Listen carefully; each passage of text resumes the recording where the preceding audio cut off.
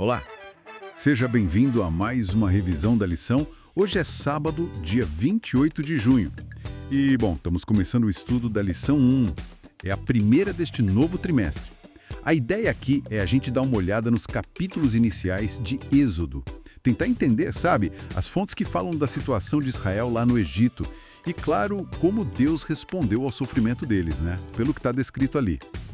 Começamos com uma coisa interessante sobre o livro em si. Êxodo. Ele é cheio de histórias de opressão, mas tem muita esperança também. Fala de redenção, de libertação. Que significa nomes, já nos dá uma pista. Vem das primeiras palavras do livro. São estes os nomes dos filhos de Israel, que entraram no Egito com Jacó. Isso conecta tudo com Gênesis, né? Com a história interior. Que conexão forte, o texto faz questão de lembrar da bênção de Deus. Jacó chegou lá com umas 70 pessoas, certo? Gênesis 46 fala isso. Mas aí, logo em Êxodo 1, versículo 7, a descrição é outra.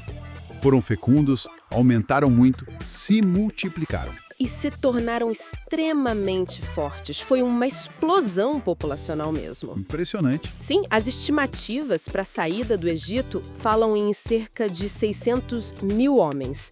Isso sem contar mulheres e crianças, né? Que tá lá em Êxodo 12. E essa multiplicação toda aconteceu, e isso é chave. Mesmo quando as coisas começaram a ficar assim bem difíceis, terrivelmente adversas. É aí que a história vira, né? Êxodo 1, versículo 8 diz: Levantou-se o novo rei sobre o Egito, que não havia conhecido José. Parece que a memória de José se perdeu, e com isso a visão sobre os israelitas mudou.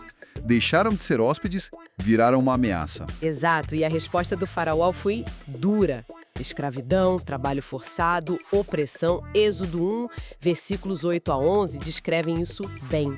Uma tentativa clara de controlar e diminuir o povo. Pois é, só que aí vem o paradoxo que eu acho fascinante. Está em Êxodo 1.12, diz assim: quanto mais os afligiam, tanto mais se multiplicavam e tanto mais se espalhavam. Quer dizer, o efeito foi o contrário do esperado pelo faraó. Completamente. A opressão humana não conseguiu, de jeito nenhum, anular a bênção de Deus, nem a vitalidade daquele povo. Mostra muito da soberania de Deus, né? Agindo ali, mesmo num cenário que, humanamente falando, era desesperador. Mas, mesmo com essa resiliência toda, o sofrimento era real, muito real. E isso levou o povo a fazer o quê? Clamar, exatamente. O texto de Êxodo 2, ali pelos versículos 23 a 25, é crucial para entender isso. Diz que os filhos de Israel gemiam por causa da sua escravidão. Eles clamaram e o clamor chegou até Deus. Chegou até Deus e como Deus respondeu? O texto usa verbos muito fortes. Diz que Deus ouviu o gemido deles. Ele lembrou-se da sua aliança, aquela com Abraão, com Isaac, com Jacó. E mais, Deus viu os filhos de Israel e atentou para a situação deles. Ele conheceu a fundo o sofrimento. Então essa lembrança de Deus, não é que ele tivesse esquecido, né? É mais como se ele estivesse trazendo a aliança para a ação naquele momento. Isso, perfeito. Não é um esquecimento literal. É um momento de agir com base na promessa, na aliança. O clamor do povo, o sofrimento deles, foi como um gatilho para Deus começar a agir. Ele estava lá o tempo todo, vendo, ouvindo. Mas agora era hora de intervir de forma decisiva, baseado na aliança. Entendi. Então, o ponto central dessa nossa primeira análise seria esse.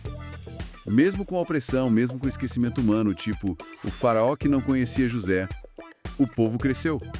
E Deus continuou atento ao sofrimento, lembrando das suas promessas. É isso. Exatamente. E se a gente olha para o quadro maior, isso vira um tema que se repete na Bíblia toda, né? A fidelidade de Deus às suas promessas, à sua aliança.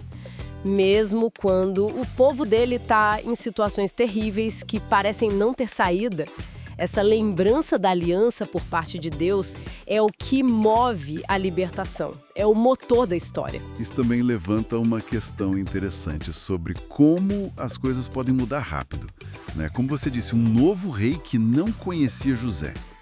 Fica a reflexão, talvez, como é que a gente lida com essa transitoriedade das situações? Sejam boas ou ruins. Como manter a confiança na constância de Deus no meio disso tudo? Bom, acho que por hoje é isso. Amanhã a gente continua. Até mais, no próximo estudo, até mais.